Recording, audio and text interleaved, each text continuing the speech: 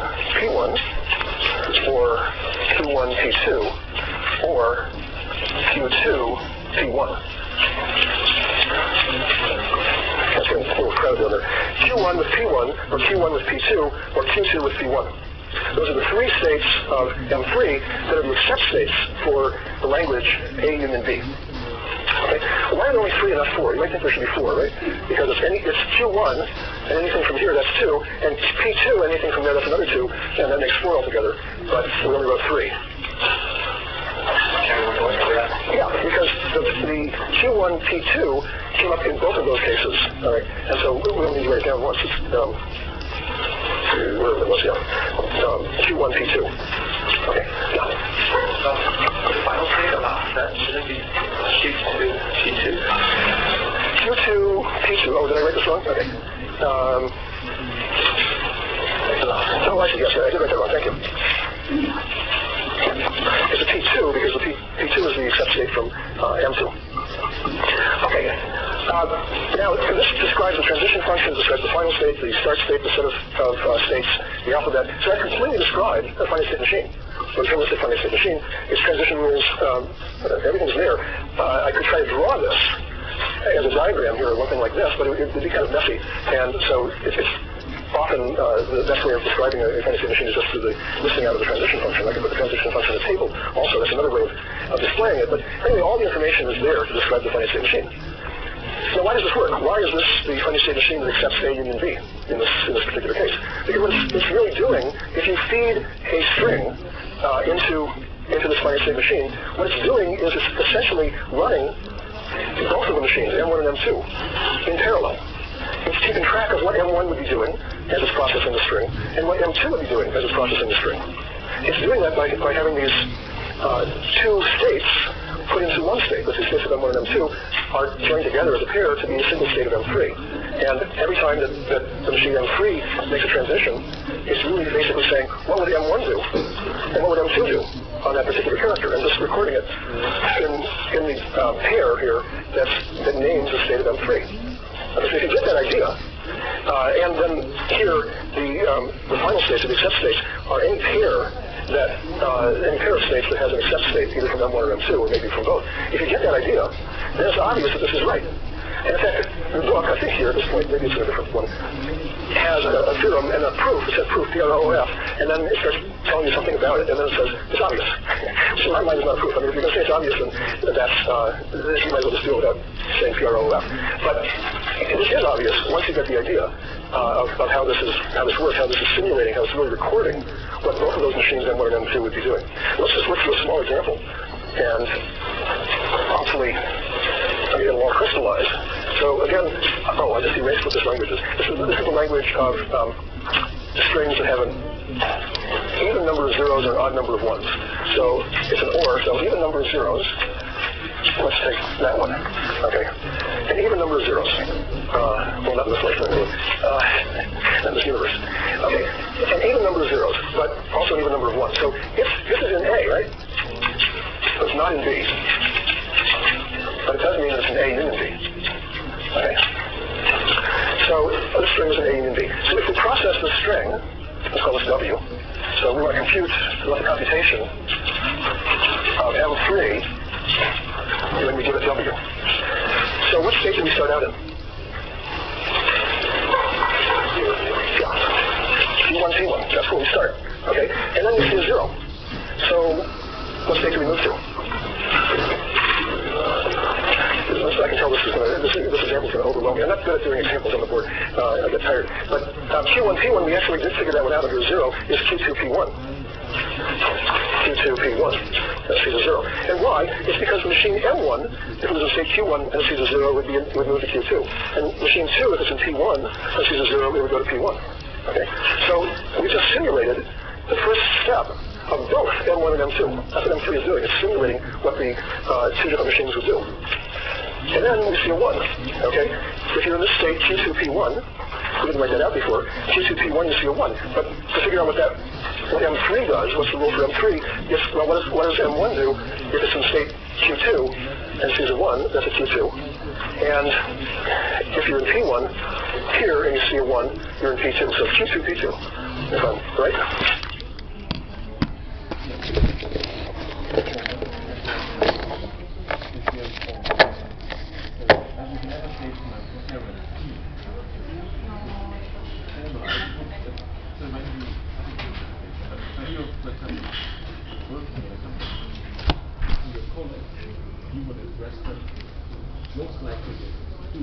Ultimately be in a state which is accepting for A, and we know the accepting state for A is Q1. Okay. It's not an accepting state for B, so what state would you be in?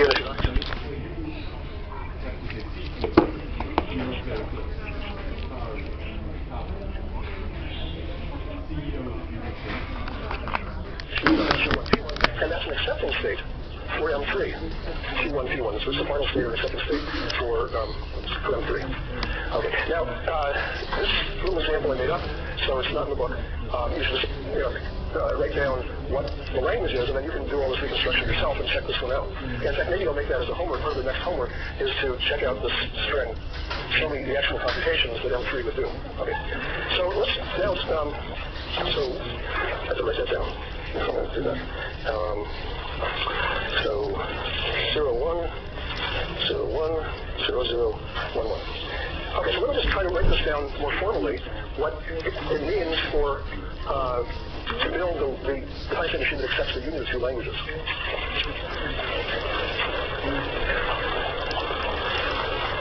So a more formal definition.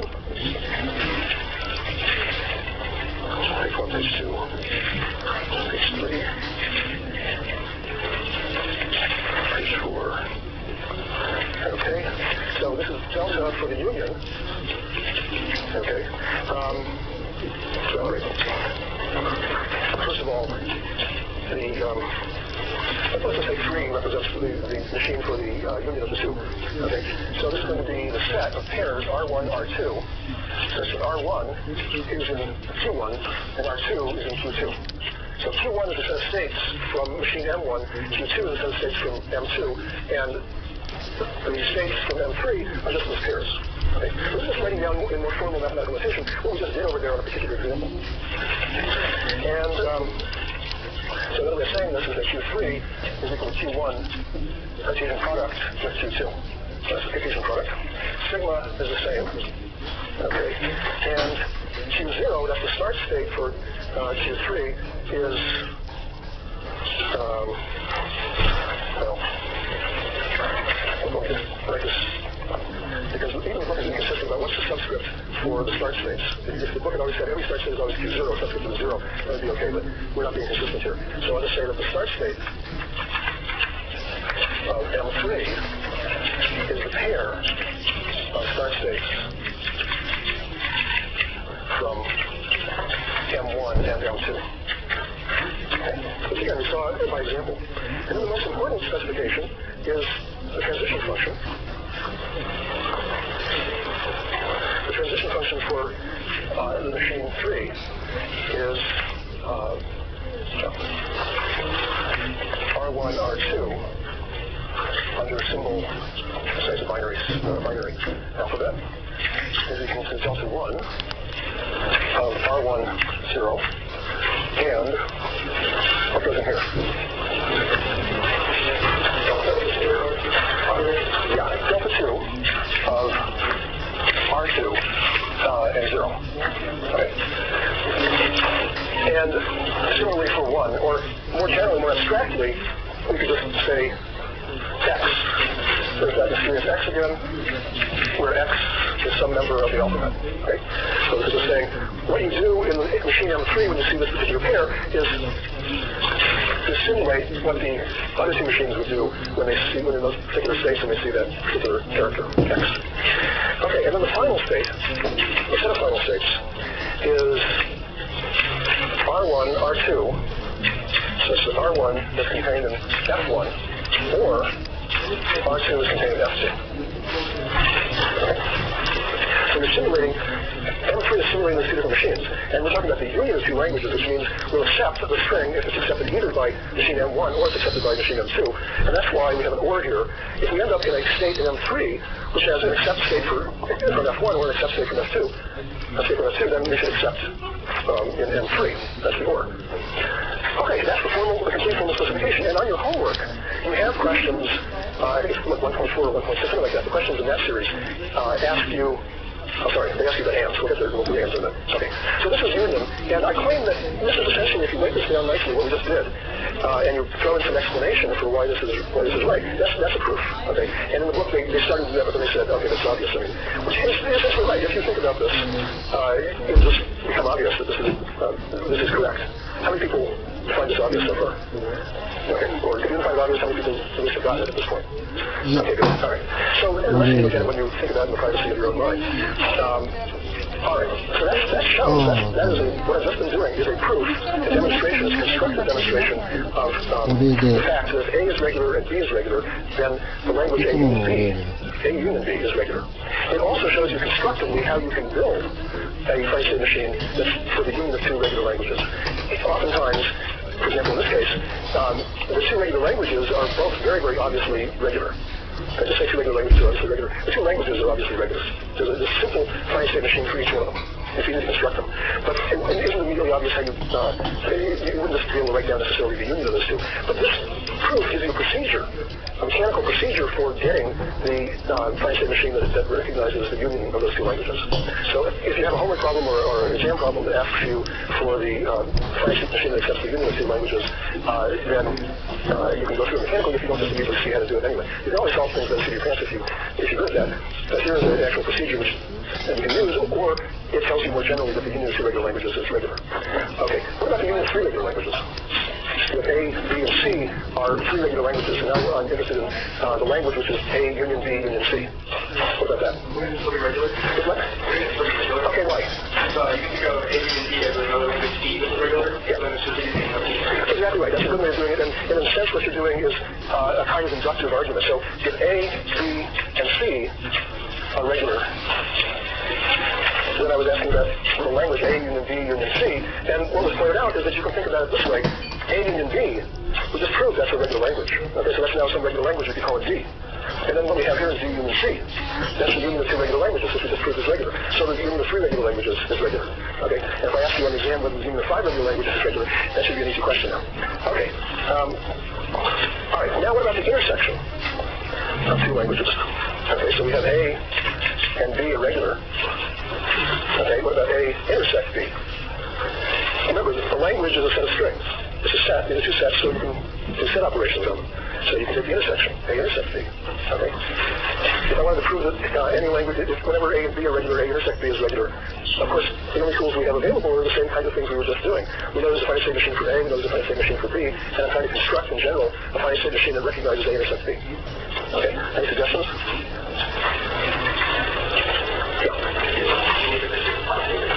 Right, okay, so what's the suggestion is you do the same thing, you still want to simulate the machine for A, M1, the machine for B, M2, but now the accept states are different, the final states are different, and what are they? I don't use in this specific example, but yes, that would be what it is in this specific example, but in general, how would you describe it? Yeah. Every state is like both of them are final state? Yeah. Right, so here, F is going to be F1 cross F2. And essentially, this is an AND now. It means you have to be in a final state for the first language A, and you have to be in a final state for the second language B. So the entire construction is exactly the same, except for here, F, you change this OR to an AND. Okay. And this is what I was saying earlier, the union really corresponds to an OR of conditions, the intersection corresponds to an AND of conditions, and this is where you see that actually taking effect, the difference between OR and AND. Okay, so the intersection of regular languages is regular. And your homework, 1.4 or 1.6, I don't remember which, asks you to show particular languages or intersections of regular languages to come up with a deterministic Fine-State machine for those. And again, you can do those by seeing your hands. Although I think it actually asks also for the Fine-State machine for each of the individual languages, so you have to do those. But if you then just see how to put them together just by insight, that's fine. Otherwise, you can go through this mechanical procedure and come up with a deterministic Fine-State machine for the intersection. And sometimes after you do this mechanical procedure, you can recognize that there's a simplification transitions as well. The machine doesn't have to have all of those, you don't necessarily have to have all the transition rules. Sometimes you can see simplification. Okay, is that clear? Good. Now, nobody said no, so it must be. So now I'm finished what I intended to do in the first lecture. Now we can start the second lecture. All right. I want to say one more thing in relation to the homework. So now you have the tools to do about the first half of the questions, and hopefully we'll do the rest of the lectures, you can do the rest of them. But the very last question in the homework, I think it's 32, something like that, 1.32, asks you about some computation on matrices. All right? So I don't want to be completely specific about this, but like a binary matrix, something like that. And it asks you about doing computations. I think it actually asks you to do the and, to do the sum, sorry, of anyway, my point is that it turns out that in that problem, okay, each one of these columns is a character in the alphabet. So the column of binary numbers is a single character in the appropriate alphabet. So look at the alphabet. So all I want to point out is that the alphabets don't have to look like the English alphabet or the ASCII alphabet. They're just a set of objects. In this case, the objects are columns that come from a binary matrix. Okay? And so when you look at that problem 32 and you're confused, where's the alphabet? What is this machine computing on? Each of the columns is actually an element in the appropriate alphabet. Okay? All right. And that's sort of similar to what was happening over here, that these state names are really a little bit odd. And as I said, if you think like a mathematician, it's okay that names look a little weird, or that elements of the alphabet look a little weird. They're just sets of the appropriate type under the appropriate conditions. Okay. Now, we're going to the way the book proceeds at this point is to talk about concatenation of two regular languages. First of all, what is concatenation? Of two regular languages. Okay, so A is regular, B is regular. The concatenation of those is in this way: A circle B. It's a set of strings x, y, where x is contained in A and y is contained in B. Okay, so let's just take these languages over here again. One was A was the set of strings that had an even number of zeros, and B was the set of strings that had an odd number of ones. So if I have 0, 0, 1, 1, 0, 0, 1, 0, 1, 0, 1, okay, this string is an A, right? Because it has an even number of zeros. And this string is in B. Okay, so I can think of this string as x followed by y, where this is x and this is y. So basically we're saying that a string is accepted, or a string is in the language A dot B, if there's some way of breaking up that string into a first part and a second part, where the first part is in A, and the second part is in B. Okay? So I'm not sure I can think of a string. Oh yeah, let's just try that one. Yeah, okay, let's try that string. Is that in the language which is the concatenation of A and B, or A and B are those? Okay, how do I break up that string?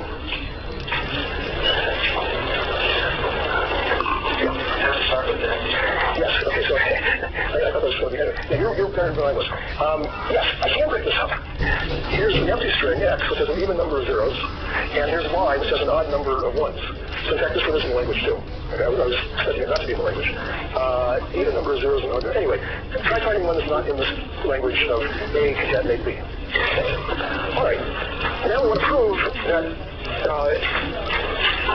if A and B are regular, then A concatenated with B is regular. So here's the claim.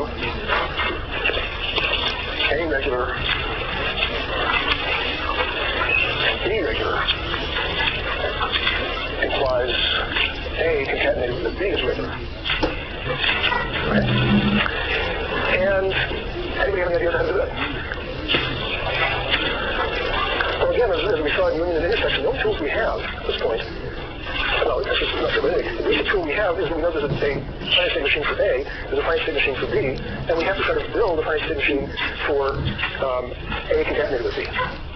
Okay. Now you might think then, well, what we should do is have M1, and here's a final state, or the set of final states for M1, and here's M2, okay, and here's the start state. And so